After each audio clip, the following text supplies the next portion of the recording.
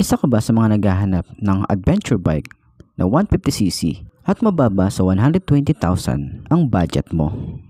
Ito ang Skygo KPB 150 na liquid cooled.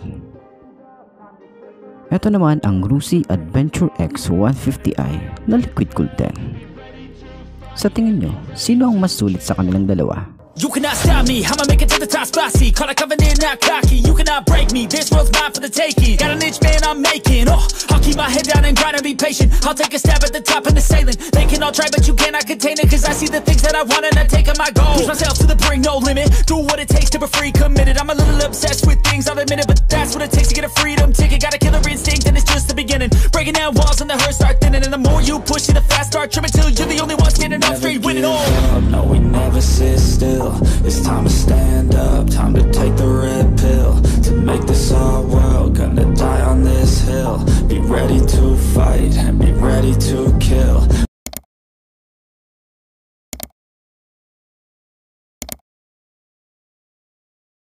Para sa presyo ng KPB 150 ng Skygo, meron tayong standard edition. Ito yung disusi pa lang. Meron tayong SRP na 109,800. At para naman sa KPB na keyless, ang SRP nito ay 118,000 pero sa cash niya ay 114,000 na may down payment na 4,500. May monthly na 5,646 at may rebate to na 300. At para naman sa bagong-bagong ADV X150i ng Rusi, nagkakahalaga ito ng 110,000 na may down payment na 10,000. Sa kanyang 36 months ay may 4,495. May rebate din tayo rito na 300. We never give up, no we never sit still. It's time to stand up, time to take the red pill. To make this our world, gonna die on this hill. Be ready to fight and be ready to kill.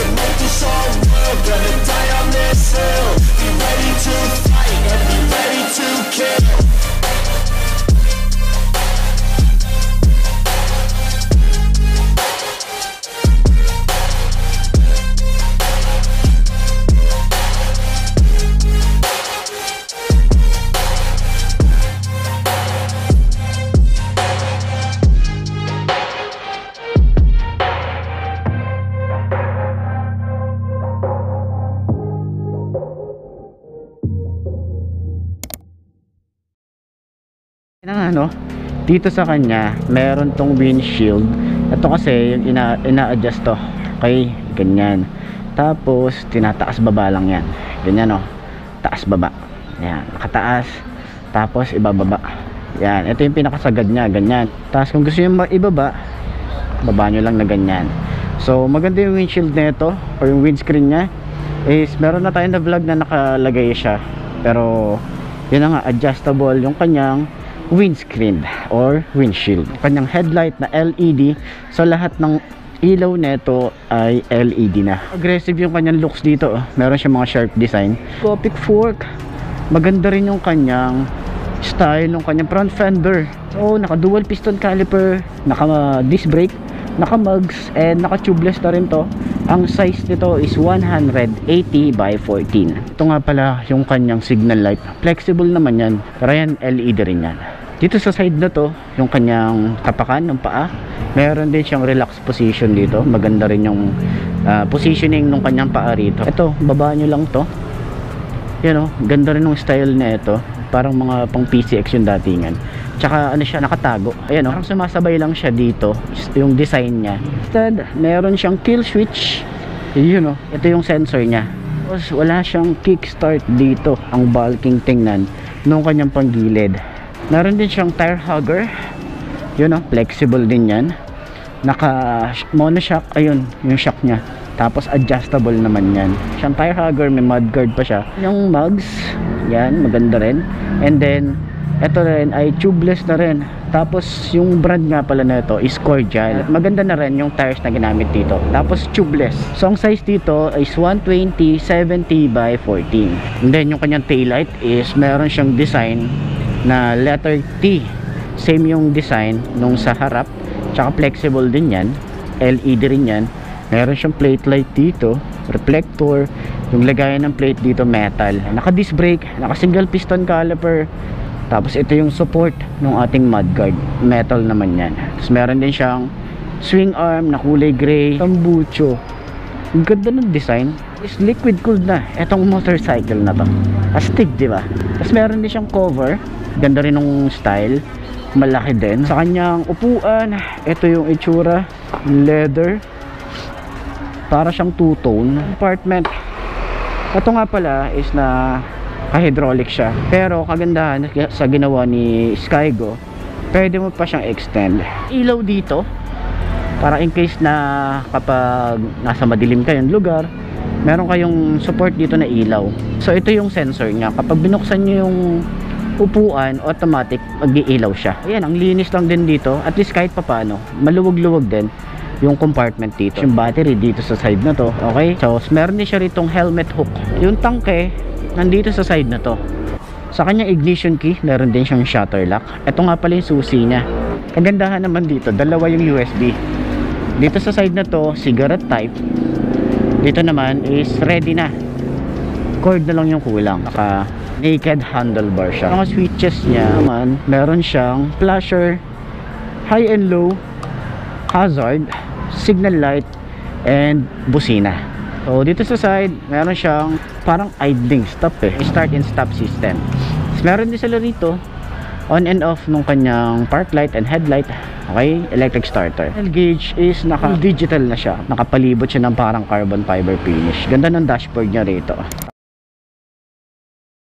Kaya nga, meron tayo ritong adjustable windshield. So madali lang naman siyang i-adjust. Hinihila lang din to. Yan. So, ito na yung pinakamataas niya. Kanyang signal light, LED, flexible. Meron tayong dalawang malaking projected lamp. And then, meron tayong park light dito sa taas. Ito yung parang naging kilay niya. Meron tayo rito ang telescopic fork. Meron siyang rubber boots. Maporma yung ating front fender. So, maganda yung mugs. Cordial yung kanyang brand ng tires. Ang size dito ay 110/80 by 14. Tubeless na rin to. Naka dual sport na yung ating tires. So pwede na nating ipang off-road dyan. CBS na. Tapos naka single disc brake.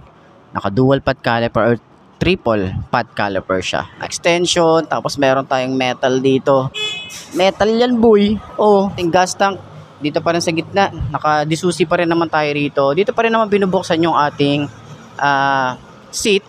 Diba? Maganda rin. Maporma din naman yung ating ignition. So, naka-upright position, maganda yung handle. Sa mga switches, alam naman natin ordinary plastic na ginagamit ni Rusi, pero at least sumasabay si Rusi pagdating sa mga switches ngayon. So meron tayo ritong kill switch, pero sana naglagay din dito si Rusi ng idling stop on and off ng kanyang headlight, electric starter. So, meron tayong flasher, high and low, hazard, signal light, and busina. So dito naman, di ako sure kung naka TFT display na to, pero maganda yung panel niya. Side meron tayong USB charging port para sa mga mahabang biyahe natin. Sa upuan, maganda yung upuan, malapad. Ayan, sobrang lambot din ng ating upuan dito. So naka hydraulic seat na rin pala to. O may ganito siya. Tapos dito, kasya dito yung helmet. Pakalaki ng storage niya boy. Ayun o. Ang laki ng storage niya. Siguro dito, mag-additional sila rito sa mga susunod na version. Ilaw. Para at least pag sa gabi, pag nag-adventure tayo, may ilaw siya. Maganda yung forma ng ating foot pegs. Napakaganda, napaka-solid. At meron tayo ritong cover para sa kanyang radiator. At syempre, naka-liquid cooled na ang isang to. Napakaganda, diba? Ang linis niyang tingnan dito. Napaka-pogi ng datingan niya. Meron pa tayong tire hugger. Flexible din, tapos malapad. Meron tayong tambucho na sobrang ganda rin nung kanyang muffler, single exit.